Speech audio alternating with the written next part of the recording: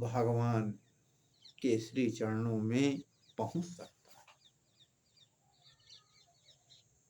लेकिन मनुष्य सब कुछ जानते हुए अनिच्छा प्रकट करता है। वो अपने अहम में रहता है, हमने ये किया, हमने वो कर दिया, बल्कि ये भूल जाता है कि भगवान की इच्छा के बगैर एक पत्ता भी नहीं है। उसमें भगवत इच्छा होती है। यही बात अर्जुन को भगवान ने भी समझा कि हे अर्जुन, तुम मोह मत करो।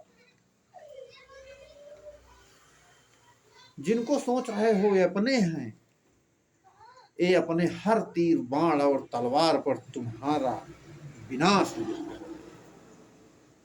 वैसे ही हे मनुष्य, जिसको तुम अपना समझ रहे हो, जिसको तुम अपना समझ रहे हो, वो अपने नहीं।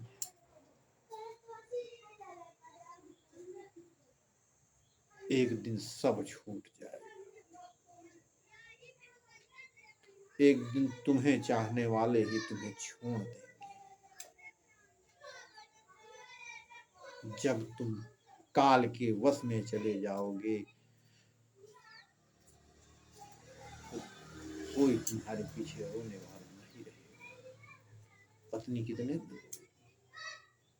4 दिन।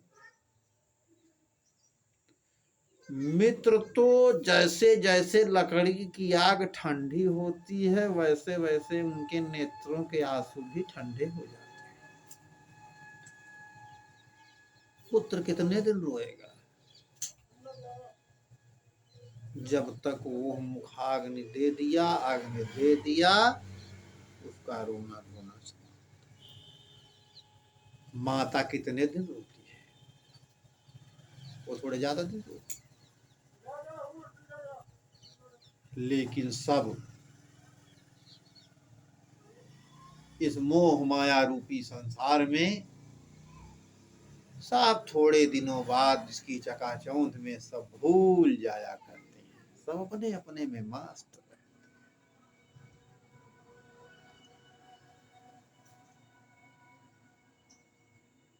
तो हे मनुष्य, भगवत प्राप्ति के लिए या अपने जीवन को अच्छा सुधारने के लिए आपको कर्म को भोग की तरह नहीं, कर्तव्य की तरह करना।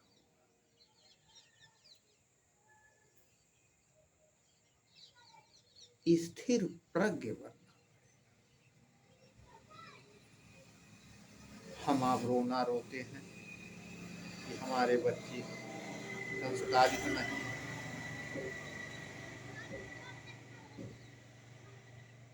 हमको तो नाना प्रकार के कष्ट झेलने पड़ते हैं। लेकिन आप तो भूल गए हो कि समस्त कष्टों का मूल आप ही हो।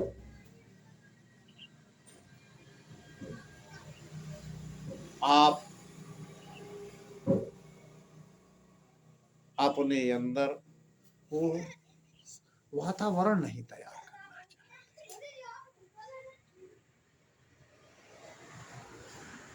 एक पिता ने अपने बेटे की शादी कर, पत्नी आई, वो बच्चे कुछ दिनों तक सही चला, लेकिन पत्नी एक दिन किसी कारणवश बिगड़ गई। उसने कहा कि अपने पिता को अब दूर रखो, मैं अब तुम्हारे पिता को अब अपने साथ नहीं रह सकती। बेटे ने बहुत समझाया कि तुम इनको कह रही हो दूर रखने के लिए, इन्हीं की वजह से तो आज जो कुछ हूं मैं हूं। बहुत समझाने के बाद बात टल गई। दोबारा फिर ऐसा हुआ, फिर जो है पुत्र ने समझाया, फिर बात टल गई। तीसरी बार पत्नी ने कहा कि अब तो मुझे रखिए, ये तो अपने पिता को। पुत्र विवश होकर के पत्नी के क्रोध के कारण अपने पिता को अपनी गाड़ी पर बैठाता है और दूर सुनसान जगह पर ले जाता है और कहता है कि पिताजी अब आप उतर जाइए, आपका और हमारा साथ यहीं तक। पिता ने कहा बेटा 2 किलोमीटर और मुझे पहुंचा दो, 2 किलोमीटर और पहुंचा दिया। कहा पिताजी जो है 2 किलोमीटर और हमसे क्यों कहा लाने के लिए। कहा पुत्र मैंने भी अपने पिता को यहीं छोड़ा और यहीं पर निशान लगा लो, निशान 20 साल बाद तुमको भी यहीं आना है। तो जो जैसा करता है वैसा उभरता है। तो इसलिए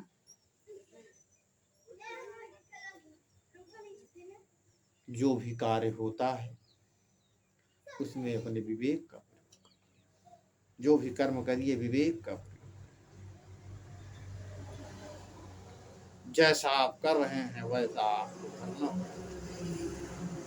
आप किसी के साथ छल करते हैं, कपट करते हैं, किसी को झूठ बोलकर कोई कार्य करवा लेते हैं, खूब प्रसन्न होते हैं, खूब मजाक उड़ाते हैं उसका, तेरी हमने तो क्या कर दिया, हमने क्या कर दिया, बहुत अच्छा कार्य कर दिया। लेकिन जब यही आपके साथ हो जाता है तो आप रोते घूमते हैं। तो इस संसार में कोई भी कार्य जो हो रहा है और जो आपके साथ घटित होगा वो सब आपके कर्मों का ही फल होगा, सब आपके कर्म। इसलिए कभी भी गलत विचार मन में नहीं लाना चाहिए। नियत अच्छी करके किए गए कार्य हमेशा सफल होते हैं।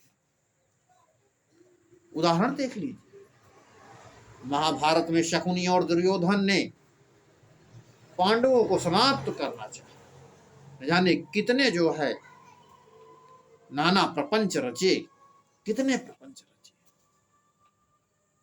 प्रहलाद को खत्म करने के लिए हिरण्याकश्यप ने कितनी बार पहाड़ों से गिराया, आग से जलाया, हर प्रकार से। संडा मृग जी उसके गुरु थे, राक्षसों की विद्या दी, लेकिन उसका याद होके पुत्र ने भगवत की इच्छा के विरुद्ध कोई कारण नहीं। कहान आपके सामने ज्वलंत उदाहरण है।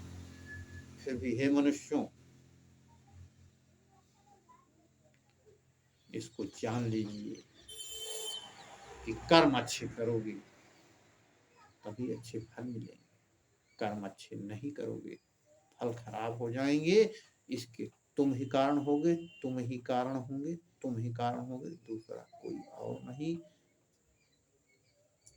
इसलिए सदैव अच्छे कार्य करते हुए भगवान का नाम लेते रहिए, क्योंकि भगवान